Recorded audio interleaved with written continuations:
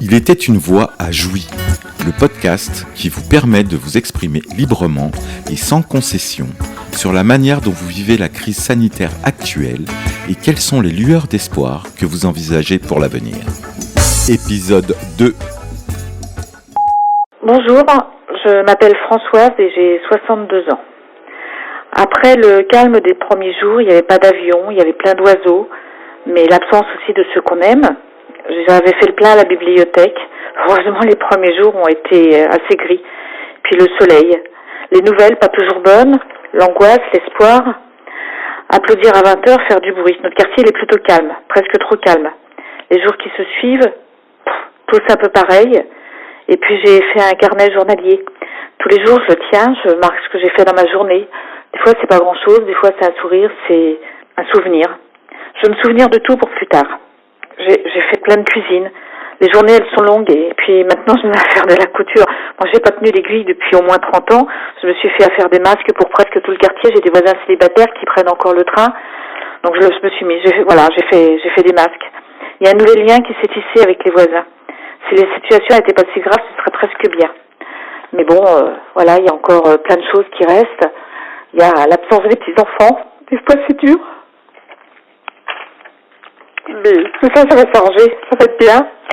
Et on va tous s'en sortir, voilà. Et puis, un jour, tout ira mieux. Et on recommencera comme avant. Et peut-être même qu'on fera même les mêmes erreurs. Enfin, ça, on verra plus tard. En attendant, la planète, elle nous dit merci. On remercie chaleureusement Françoise et place à notre prochain intervenant. Oui, bonjour Christophe. J'ai 48 ans. Je souhaitais témoigner de la situation pas facile que je vis actuellement. Je suis père séparé de ma femme avec mes enfants que je garde en alternance, deux adolescents, un enfant de 14 ans et un enfant de 18 ans.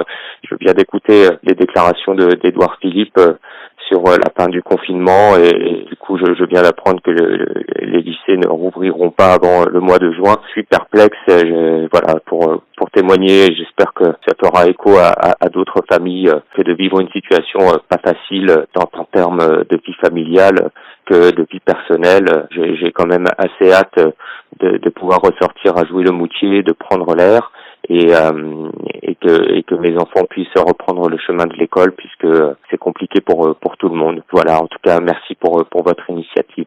À bientôt.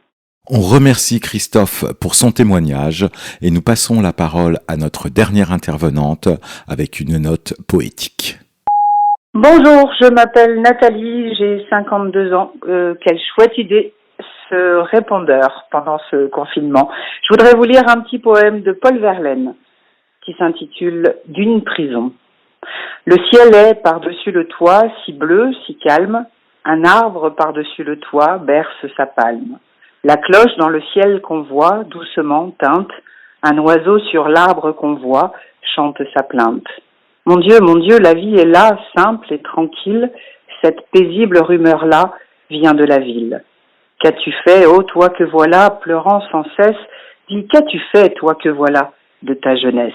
Je vous souhaite une bonne fin de journée et à très bientôt. Au revoir. On remercie vivement Nathalie pour ce poème, qui est une manière originale d'exprimer son ressenti face à cette situation si particulière. C'était le podcast hebdomadaire intitulé « Il était une voix à Jouy », réalisé par l'équipe du théâtre de Jouy, en espérant que ces témoignages vous donnent force et courage pour affronter ce contexte si particulier.